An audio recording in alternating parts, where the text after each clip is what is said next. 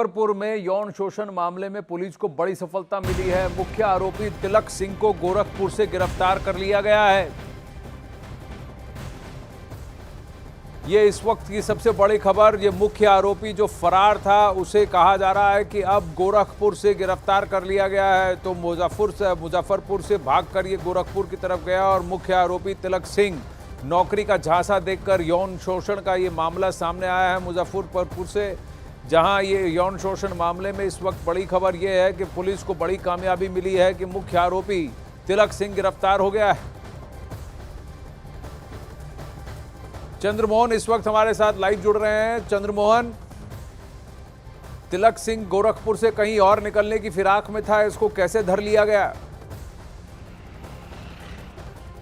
बिल्कुल, देखिए, इस मामले के सामने आने के बाद जब एफआईआर दर्ज हुआ उसके बाद से ही लगातार पुलिस जांच कर रही थी और इसको लेकर एक एसआईटी की गठन हुई थी। और जैसे ही तिलक सिंह का लोकेशन पता चला कि वो गोरखपुर में मौजूद है, उसके बाद पुलिस की टीम वहां पर पहुंची है और उसकी गिरफ्तारी हुई है और उसको लेकर अब गोरखपुर से मुजफ्फरपुर के लिए पुलिस की टीम रवाना हो गई है।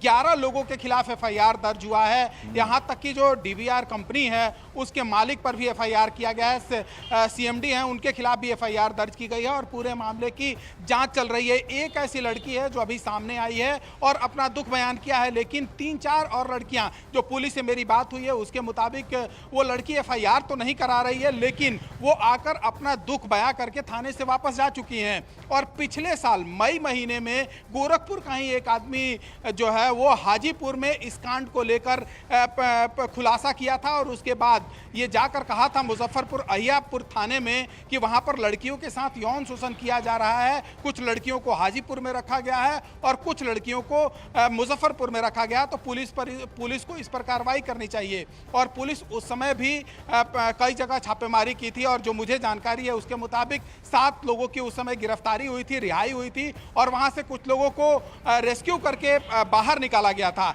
लेकिन यह जो काम है नेटवर्क मार्केटिंग के नाम पर यौन शोषण का काम, ये धंधा जो है वो पुराना चलते आ रहा है और अभी जो ये मामला सामने आया उसके बाद पुलिस आगे कार्रवाई कर रही है। लेकिन सवाल ये उठता है कि जब पिछले साल इसी तरह का मामला, इसी तरह का एफआईआर और इसी कंपनी पर जब सामने आया था तो उस समय कार्रवाई क्यों नहीं हुई? ये सबसे बड़ा सवाल है। यही ऑरेंज टी शर्ट में मुख्य आरोपी जो अब गिरफ्तार होकर पुलिस थाने लाया जा रहा है और अब इसको मेडिकल चेकअप के बाद ट्रांजिट रिमांड के साथ इसको गोरखपुर से मुजफ्फरपुर लाया जाएगा। ये वो मुजफ्फरपुर लाया जाएगा। ये वही शख्स है। देखिए, चेहरा तो ढका हुआ है लेकिन इसको बेनकाब करना आवश्यक है। इसका चेहरा सबको दिखा देना चाहिए, बता देना चाहिए कि ये किस तरीके का दरिंदा था और किस तरीके का ये धंधा चला रहा था। वहाँ यौन शोषण का ये मामला सामने आया है। चंद्रमोहन बता रहे हैं कि पिछले साल भी इसी एरिया से अररिया, मुजफ्फरपुर और हाजीपुर से ऐसे ही वारदात सामने आई थी, जहाँ पुलिस में जाकर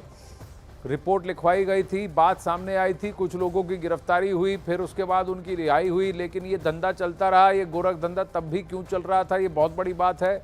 अभी एक शोषित महिला सामने आई है, क्या और भी महिलाएं सामने आती हैं? पुलिस का कहना है कि और भी हैं जो आकर के अपनी टेस्टिमनी देने को तैयार हैं, बयान देने को तैयार हैं इस आरोपी के खिलाफ, जिसका नाम तिलक सिंह बताया जा रहा है, जो आपके सामने इन तस्वीरों में 2 पुलिस कांस्टेबल्स के बीच में ऑरेंज टी शर्ट में दिख रहा है।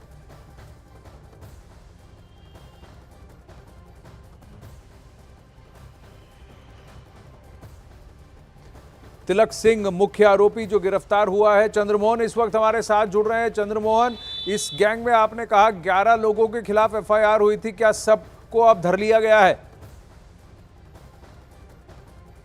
देखिए, अभी तक जो एफआईआर न्यूज़ 18 इंडिया के हाथ लगा है उसमें 11 लोगों के खिलाफ मामला दर्ज किया गया है और पुलिस यह दावा कर रही है कि सभी लोगों को जल्द ही गिरफ्तार कर लिया जाएगा। लेकिन जो पीड़िता बयान दी थी उसमें तिलक सिंह का बार बार वो नाम ले रही थी और उसने यह आरोप लगाया था कि यही जो है वो लड़कियों को अपने जाल में फंसाता था और उसके बाद उनका यौन शोषण करने के बाद उनको गलत धंधे में भी धकेल दिया जाता था।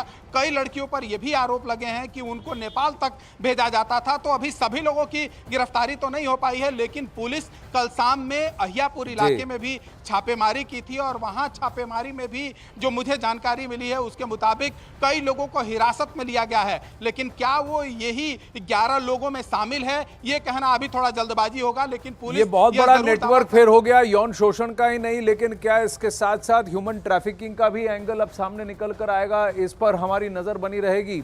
आइए आपको सुनवाते हैं कि कैसे नौकरी के नाम पर 100 से ज्यादा लड़कियों के भरोसे के साथ खिलवाड़ किया गया है। पीड़ित से बात की हमारे संवाददाता प्रियांक सौरभ ने। मुजफ्फरपुर में नौकरी के नाम पर फर्जी नेटवर्क कंपनी द्वारा लड़कियों को फंसाकर उसके यौन शोषण और मारपीट का मामला काफी तूल पकड़ चुका है। ऐसे में हम आपको एक ऐसी ही पीड़िता से मिलाने जा रहे हैं जिनसे पूरी आप बीती सुनेंगे। जिस वीडियो में आपने देखा था कि एक लड़की को मारा पीटा जा रहा था, वो पीड़िता हमारे साथ है। क्या क्या हुआ था आपके साथ?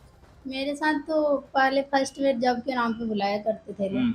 हम जब घर में पढ़ाई करके बैठे थे तो हरे राम सर कॉल किए, ये फेसबुक मैसेंजर से बात हो रहा था उनसे। तो यही बात हुआ कि आप कहाँ हैं, क्या कर रहे हैं। तो यही बताए कि हम हाजीपुर में DBR कंपनी में जॉब करते हैं। तो मुझे बोले कि यहाँ पे आओगी, अच्छा खासा जॉब है और आराम के काम है, 15,500 के महीना मिलेगा। तो हम उनसे पूछे कि इसमें कुछ लगता भी है, तो कह रहे हैं अपना डॉक्यूमेंट वगैरह लगेगा और 20,500 रुपया लगेगा। फिर घर से जब अपने मौसी से कर्ज लेके 20,500 रुपया हम आए, आके यहाँ पे ज्वाइन किए। अब फर्स्ट बार मुझे ज्वाइन